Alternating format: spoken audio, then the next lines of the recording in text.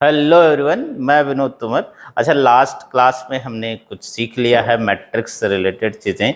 जैसे मैट्रिक्स होता क्या है, उसका ऑर्डर कैसे डिफाइन करते हैं, और अगर हमें एलिमेंट्स दिए हुए हैं तो फिर हम क्या क्या पॉसिबल ऑर्डर हो सकता है ये बता सकते हैं। देख के किसी मैट्रिक्स को कंस्ट्रक्ट कैसे कर सकते हैं ये सीख लिया हमने।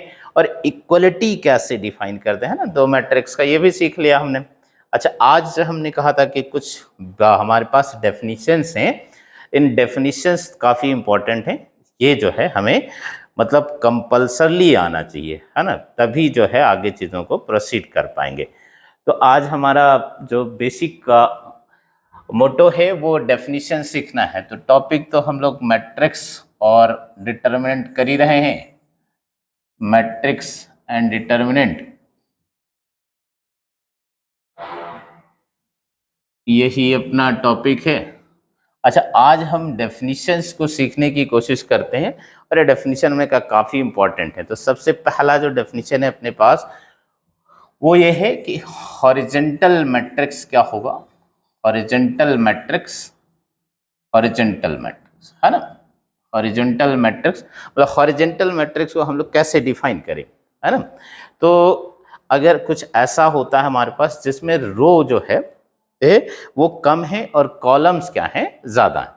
तो मान लो कुछ ऐसे कहें कि ए मेरे पास कुछ यूं मैट्रिक्स है ए आई जे, और इसका ऑर्डर क्या है, एम क्रॉस है ना, एम क्रॉस है। तो एम हमने कहा था कि एम जो है वो रो को डिनोट करता है और एन कॉलम को डिनोट करता है। तो रो यहाँ पर कम होना चाहिए कॉलम से, मतलब एम जो है वो लेस देन एन होना चाहिए। एम क्या होना चाहिए, लेस देन एन होना चाहिए। तो फिर इसको क्या बोलेंगे हम लोग, हॉरिजेंटल मैट्रिक्स बोलेंगे। मतलब जैसे फॉर एग्जांपल मान लो ये लिखते मान लो ये लिख देते हैं, ये मैट्रिक्स हो गया मेरे पास ए 1 2 3 4 5 6, है ना। तो देखिए इसमें रो कितने हैं, एक ही है, कॉलम कितना हो गया 6। तो इस तरह का जो मैट्रिक्स होगा, है ना, वो क्या हो जाएगा, आ, हमारा हॉरिजेंटल मैट्रिक्स हो जाएगा, है ना। एक और लिख देते हैं, है ना। ये मान लो हो गया हमारे पास बी मैट्रिक्स हो गया। बी मैट्रिक्स 2 3 4 5 7 -1 2 3 4 11 11, ये हो गया मालूम, है ना। तो इसमें कितने रो हैं, 2 रो हैं, और कॉलम्स कितने हो गए अपने पास 1 2 3 4 5। तो फिर से यहाँ पर रो क्या है, कम है, कॉलम ज़्यादा है। तो इस तरह का जो मैट्रिक्स होगा वो क्या हो जाएगा, हॉरिजेंटल मैट्रिक्स होगा। अच्छा, इसी का स्पेशल केस क्या है, इसी का स्पेशल क्या है, रो मैट्रिक्स। इसी का स्पेशल केस है रो मैट्रिक्स, रो मैट्रिक्स, है ना। इसी का स्पेशल केस है रो मैट्रिक्स। अच्छा, रो मैट्रिक्स क्या होगा, है ना। मतलब अब तो बिल्कुल फिक्स कर दिया कि रो जो है वो एक हो जाए और कॉलम कितने भी हो जाए, है ना। मतलब इस तरह ये कह दें कि मान लो ये मेरे पास मैट्रिक्स है ए आई जे, और इसका ऑर्डर कितना है, एम क्रॉस एन। इसी में अगर एम की वैल्यू 1 कर दें हम, है ना, एम को 1 कर दें, मतलब जो रो है वो एक हो जाए और कॉलम कितना भी हो जाए चलेगा, ठीक है। अच्छा, कॉलम कितना भी हो जाए का मतलब ऐसा तो नहीं है कि इनफाइनाइट कर दें, मतलब फाइनाइट तो रहना ही चाहिए।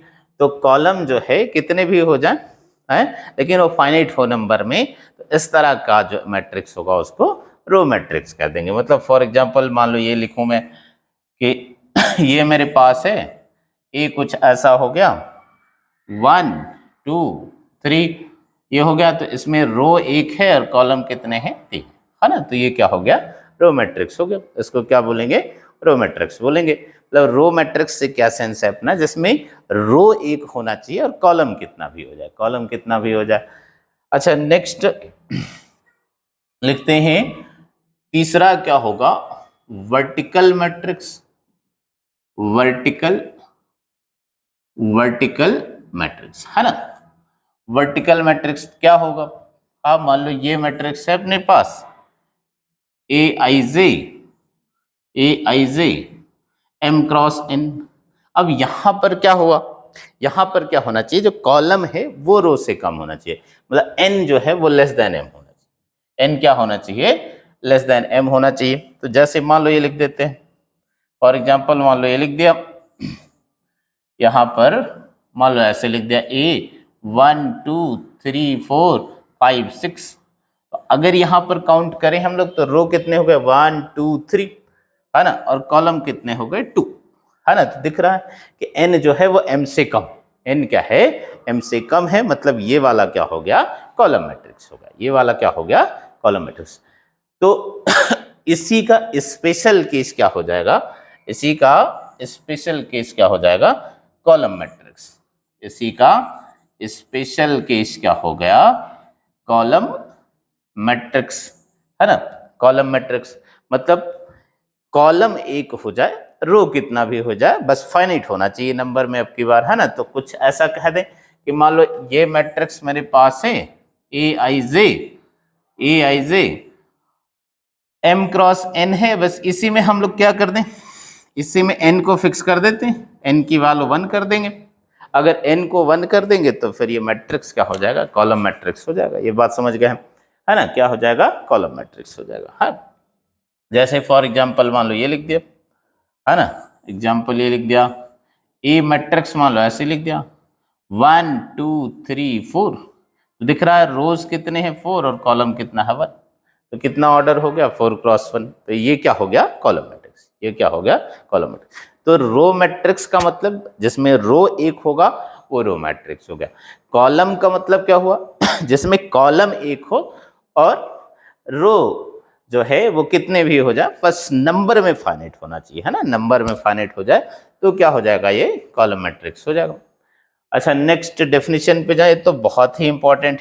अच्छा हमने जो लिखा था बेसिकली डेफिनेशन जो लिखा था कि जो मैट्रिक्स है वो एक तरह का रेक्टेंगुलर अरेंजमेंट है ना, रेक्टेंगुलर अरेंजमेंट। तो अब क्या है स्क्वायर मैट्रिक्स है ना, स्क्वायर मैट्रिक्स, स्क्वायर मैट्रिक्स। अच्छा स्क्वायर मैट्रिक्स क्या होगा है ना, ये बड़ा इंपॉर्टेंट है। स्क्वायर मैट्रिक्स का मतलब क्या है कि जिसमें रो और कॉलम इक्वल कर दें। वैसे भी जानते ही कि रेक्टेंगल को अगर स्क्वायर में कन्वर्ट करना है अपने को तो क्या करना पड़ेगा, डायमेंशंस को सेम करनी पड़ेंगी है ना, डायमेंशन सेम करना पड़ेगा। तो मतलब इस तरह से कह दें कि मान लो ए मेरे पास ये मैट्रिक्स है ए आई जे, इसका ऑर्डर कितना है m क्रॉस n। इसी में मैं क्या कर दूं m और n को बराबर कर दूं, m और n को बराबर कर दूं, मतलब नंबर ऑफ रो और नंबर ऑफ कॉलम सेम कर दें। If number of row this is same as number of column है ना, नंबर ऑफ कॉलम। तो इसका मतलब क्या हुआ यहां से that is m equals to n, m equals to n है ना। तो अगर ऐसा हो जाता है कि रो और कॉलम बराबर हो जाए तो फिर इस स्क्वायर मैट्रिक्स को क्या बोल सकते हैं हम लोग स्क्वायर मैट्रिक्स बोल सकते हैं। किस क्या बोल सकते हैं स्क्वायर मैट्रिक्स बोल सकते हैं है ना। अच्छा तो फिर इसका मतलब इस ए को मैं ऐसे लिख सकता हूं ए आई जे जो है m क्रॉस m लिख दूं, या इसी को मैं ऐसे लिख सकता हूं m और n तो बराबर ही, ए I J n cross n लिख सकता हूं, n क्रॉस n लिख सकता हूं। तो इसको ऐसे भी पढ़ सकते हैं ना, this is a matrix of order n। n बोले मतलब कि n क्रॉस n का स्क्वायर मैट्रिक्स है, m बोले मतलब m क्रॉस m का स्क्वायर मैट्रिक्स है। तो इस बात का ध्यान रखें हम कि स्क्वायर मैट्रिक्स। अच्छा कुछ बातें इस यहाँ पर और समझना अपने को स्क्वायर मैट्रिक्स रिगार्डिंग। जैसे मान लो मैं एक 3/3 लिखता हूँ, 3/3 स्क्वायर मैट्रिक्स लिखता हूं तो यहाँ पे क्या आ जाएगा अपने पास a11, यहाँ a12, यहाँ a13, यहाँ पर क्या आ जाएगा a21, a22, a23, फिर a31, a32 और a33, यही आ जाएगा है ना। तो अगर नोटिस करें हम लोग इसको है ना, थोड़ा नोटिस करें तो देखो यहाँ पर a11 मतलब जो i है वो j के इक्वल है, a22 जो i है j के इक्वल है, a33 i j के इक्वल है। तो जहां पर i j के इक्वल है, जहां पर i j के इक्वल है इनको बोलते हैं हम लोग डायगोनल एलिमेंट्स। मतलब इस तरह से अगर मैं लिखूं जनरल n/n मान लो मैट्रिक्स लिखता हूं कि ये मान लो मेरे पास है a11, a12 और ऐसे कहाँ तक, A1n तक, फिर A21, A22 और कहाँ तक, A2n तक, and so on last AN1, AN2 और कहाँ तक, ANn तक। अच्छा, इसका ऑर्डर कितना हो गया, n cross n, n cross n। तो जो ऊपर से नीचे डायगोनल आ रहा है, ऊपर से नीचे वहां पर जो एलिमेंट्स हैं उनको क्या बोलते हैं हम लोग, डायगोनल एलिमेंट्स बोलते हैं। मतलब ये जो है इस तरह से कहें हम, क्या कहें, A11, A22, A33, है ना, ANN, है ना, ANN, these are called diagonal elements बोले, या इनको लीडिंग डायगोनल एलिमेंट्स बोलते हैं या मेन डायगोनल एलिमेंट्स बोलते हैं, है ना। They are called diagonal elements, या और भी नाम लिख सकते हैं, या ऐसे लिख सकते हैं, और leading diagonal elements,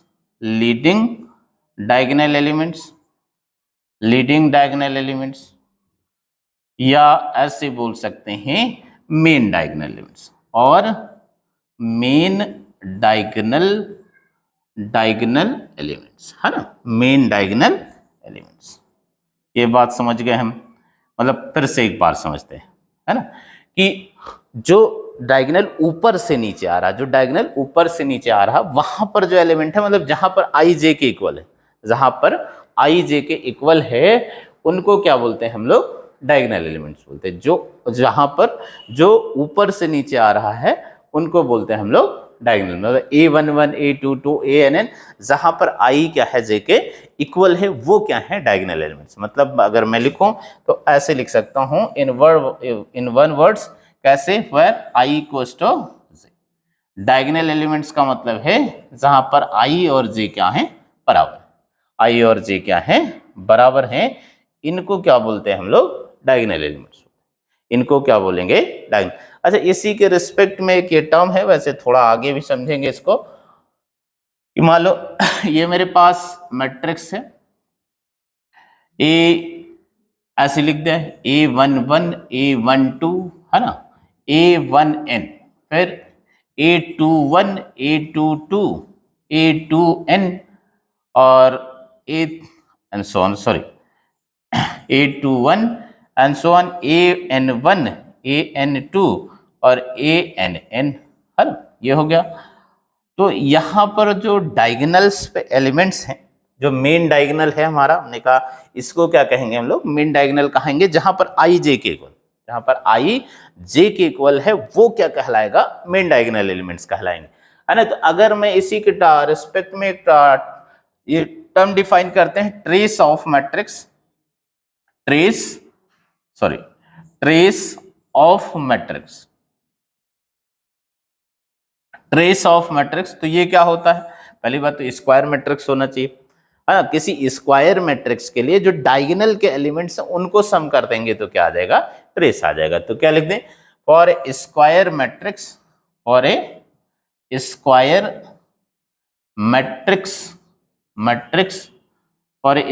matrix, the sum of diagonal elements,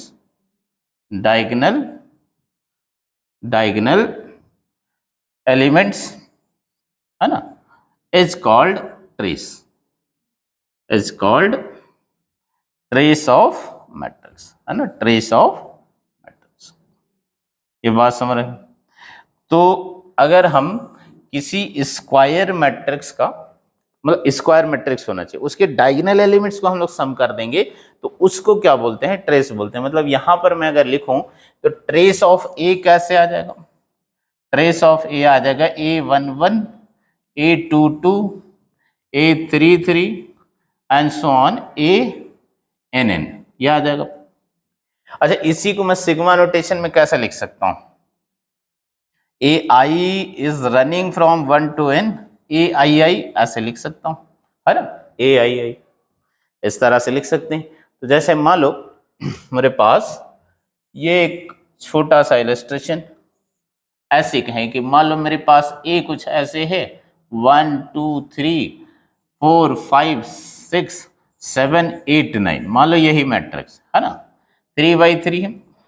अच्छा, इसका ट्रेस लिखना है अगर ट्रेस, तो ट्रेस कैसे लिखेंगे? जो डायगोनल एलिमेंट्स है उन्हीं को सम कर देंगे हम लोग, है ना। तो ट्रेस ऑफ ए कैसे लिखा जाएगा? ट्रेस ऑफ ए कैसे लिखा जाएगा?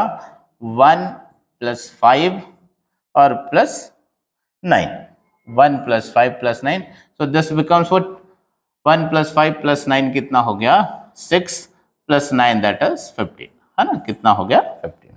ये बात समझ रहे सब, है ना। तो ट्रेस ऐसे डिफाइन करते हैं कि जो डायगोनल एलिमेंट्स हैं उन्हीं को सम कर देंगे तो क्या आ जाएगा? ट्रेस आ जाएगा। एक और कर लेते हैं छोटा सा इलस्ट्रेशन। मान लो ये दूसरा है कि कुछ ऐसे कहें कि if A is given by this Aij, this is 50 by 50 matrix, 50 by 50 matrix, where Aij this is given by 2i plus 3j square, 2i plus 3j square, find trace of A।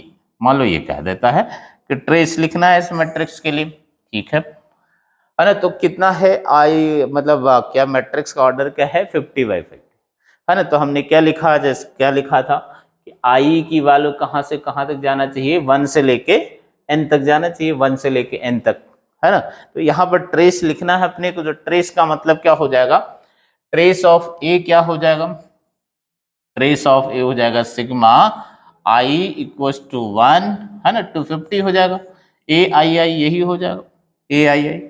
अच्छा, आई और जे तो अपने को है ना, जे की जगह भी आई लिख देंगे तो कितना हो जाएगा? ये सिग्मा आई इक्वल्स टू 1, 250 कितना हो जाएगा? ये 2i और प्लस 3i², यही हो जाएगा 2i + 3i²।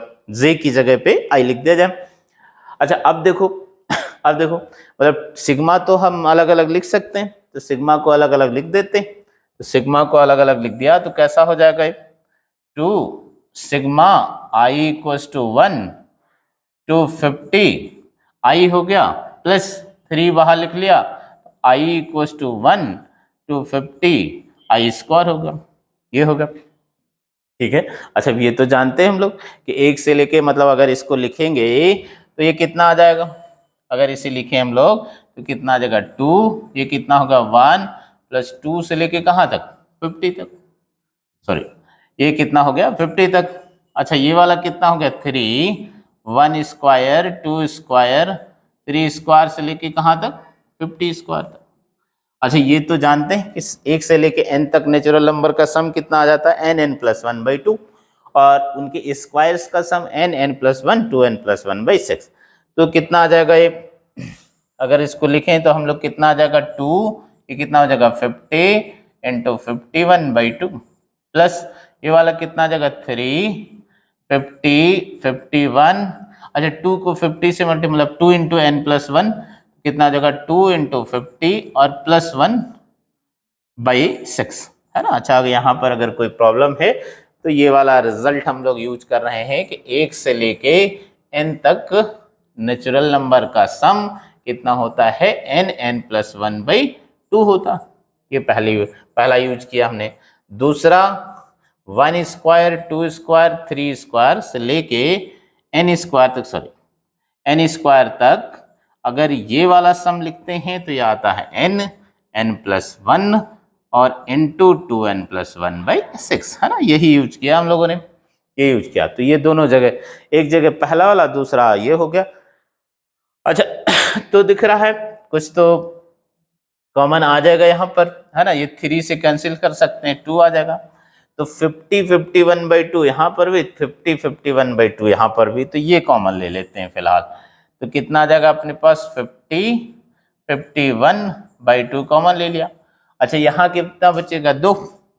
अच्छा, यहाँ पे कितना आ जाएगा, है ना? ये हो गया 2 × 50 101, ये हो गया 101, है ना। तो अल्टीमेटली अपने पास कितना आ गया है? अल्टीमेटली आ गया, ये हो गया 25। तो 25 × 51 और × 103, अब इसको मल्टीप्लाई कर देंगे तो आंसर आ जाएगा, है ना। तो इस तरह से हम ट्रेस लिख सकते हैं किसी स्क्वायर मैट्रिक्स के लिए। ट्रेस ऐसे डिफाइन करते हैं हम लोग कि जो डायगोनल एलिमेंट्स हैं उनको क्या कर देंगे हम लोग? सम कर देंगे तो ट्रेस आ जाएगा। ठीक है, थोड़ा आगे बढ़ेंगे, है ना। तो नेक्स्ट डेफिनेशन जो भी हैं, अब जो डेफिनेशंस हैं वो सब with respect to square matrix है, मतलब उन सब का स्क्वायर मैट्रिक्स होना तो कंपलसरी, स्क्वायर मैट्रिक्स होना कंपलसरी है। तो नेक्स्ट डेफिनेशन अपने पास है डायगोनल मैट्रिक्स, डायगोनल मैट्रिक्स, है ना, डायगोनल मैट्रिक्स, डायगोनल मैट्रिक्स मतलब हमने कहा स्क्वायर तो होना कंपलसरी है, स्क्वायर तो होना ही है, मतलब कोई स्क्वायर मैट्रिक्स है उसी को डायगोनल मैट्रिक्स कब कहेंगे ये समझना है हमें, है ना। तो ये लिख लिया जाए कि A square matrix, A square matrix, matrix this is called diagonal matrix, diagonal matrix if its all of diagonal elements are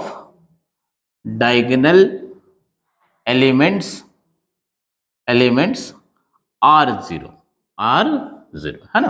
मतलब क्या है, कह रहा कि किसी भी स्क्वायर मैट्रिक्स को हम लोग, है ना, क्या कह सकते हैं, डायगोनल मैट्रिक्स कह सकते हैं जब उसके जो ऑफ डायगोनल एलिमेंट्स, मतलब जो डायगोनल पे नहीं आ रहे हैं वो सब जीरो होना चाहिए, बस इतनी सी शर्त है ना। मतलब ये कहते हैं कि हम मान लो इस तरह से है, मेरे पास क्या है कि एक मान लो मेरे पास मैट्रिक्स है ए आई जे, अच्छा इसका ऑर्डर कितना है, मान लो n क्रॉस n। तो क्या शर्त रखी हम लोगों ने, है ना, क्या शर्त रखा है कि जितने ऑफ डायगोनल एलिमेंट हैं वो सब क्या हो जाए, जीरो हो जाए। तो देखो जरा क्या हो जाएगा, है ना, मतलब ए आई जे जो है ये जीरो होना चाहिए when I not equal to J, यही तो मतलब हुआ। पर डायगोनल एलिमेंट्स तो हमने कहा था डायगोनल एलिमेंट्स तो वो होंगे जहां पर आई इक्वल टू जे हो।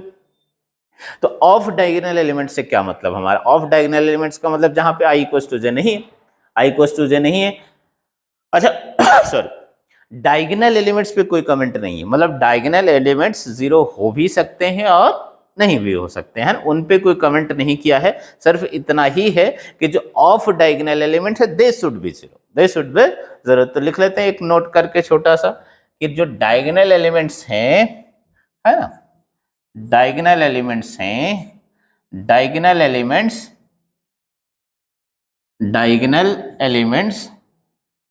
में बी, है ना, may be zero and may not be zero, may not be zero, may not be, है ना।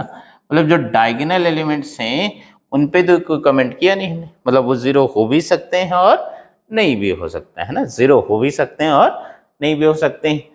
ठीक है, तो एक एग्जांपल लिख देते हैं, जैसे मान लो ये है, ये लिख दिया मैंने ए मान लो मैट्रिक्स है, ये तो कंफर्म हो गया कि जो ऑफ डायगोनल एलिमेंट्स है वो जीरो है। तो मान लो मैं 3/3 लिखता हूँ, 3/3 लिखता हूँ, तो डायगोनल पे तो मैं कुछ भी लिख सकता हूँ, मान लो यहाँ लिखूं तो कुछ भी लिख सकता हूँ, ये मान लो जीरो हो गया, जीरो हो गया, ये तो होना ही चाहिए।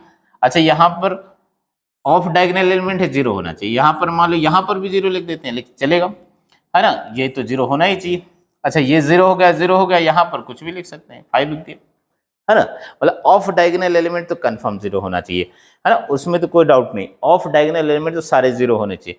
डायगोनल एलिमेंट जीरो हो भी सकता और नहीं भी हो सकता, डायगोनल के एलिमेंट जीरो हो भी सकते हैं और नहीं भी हो सकते हैं। ठीक है, अच्छा एक और लिख दिया, है ना, मान लो ये 2/2 लिख देते हैं, 2/2 लिख दिया, ये मान लो है ये -1 हो गया और ये 0 हो गया, ये 0 हो गया और ये 5 हो गया, है ना। तो यहाँ पर भी ऑफ डायगोनल एलिमेंट तो जीरो होना ही चाहिए, तो कंपलसरी बात है ना, ये तो कंपल्सन है कि ऑफ डायगोनल एलिमेंट तो जीरो होना चाहिए। हमने कहा डायगोनल एलिमेंट जीरो हो भी सकता और नहीं भी हो सकता है। ठीक है, अच्छा यहाँ पर अगर देखें, यहाँ पर अगर देखें, जैसे यही वाला लिखता हूं मैं, मान लो 3/2 लिखता हूं, मान लो ये -2 है, ये 0 है, ये 0 है और ये 4, ये 4, ये 2/2 है। तो अगर मुझसे पूछे कि इसमें मिनिमम कितने जीरो आने चाहिए, मिनिमम कितने जीरो आने चाहिए, तो मैं इतना तो कंफर्म कह सकता हूं कि ये और ये तो जीरो आना ही चाहिए, है ना, इनका जीरो हो भी सकता है, नहीं भी हो सकता, लेकिन ये वाले तो मिनिमम जीरो आने ही चाहिए, है ना। तो मतलब इसमें कितने जीरो आने चाहिए, 2 जीरो आ गए। अच्छा ये 2 आया कैसे, देखो क्या करें, इस पूरे एलिमेंट जो है निकाल लिए जाए पहले। तो पूरे एलिमेंट कैसे निकालेंगे हम लोग, है ना, टोटल एलिमेंट्स कैसे निकालते थे, मल्टीप्लाई कर देते थे एक्चुअली।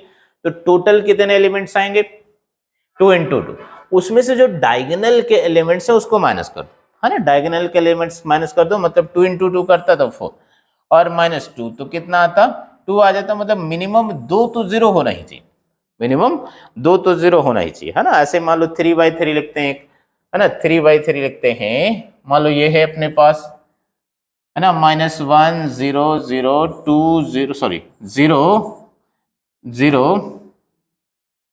2 0 0 0 5 7 मान लो है ना, 3 क्रॉस 3। तो यहां पर देखो, है ना, यहां पर देखो, है ना, डायगोनल एलिमेंट्स तो हमने कहा जीरो हो भी सकता नहीं, लेकिन मिनिमम ये वाले तो इंश्योर कर सकते हैं हम लोग कि ये वाले जीरो होने चाहिए, ये वाले जीरो होने चाहिए।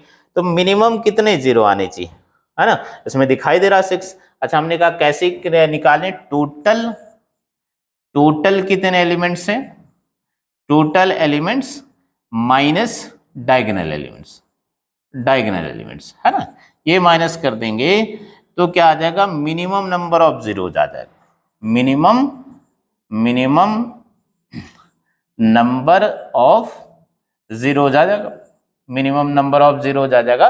टोटल कितने एलिमेंट्स हैं उसमें से जो डायगोनल वाले एलिमेंट्स हैं उसको हटा दिया, उसको हटा दिया तो मिनिमम नंबर ऑफ जीरोज आ जाएंगे, है ना। मतलब इन जनरल ऐसे लिख सकता हूं मैं कि मान लो मेरे पास ये A I J N cross N matrix, है ना, एन क्रॉस एन मैट्रिक्स है, और ये डायगोनल मैट्रिक्स है।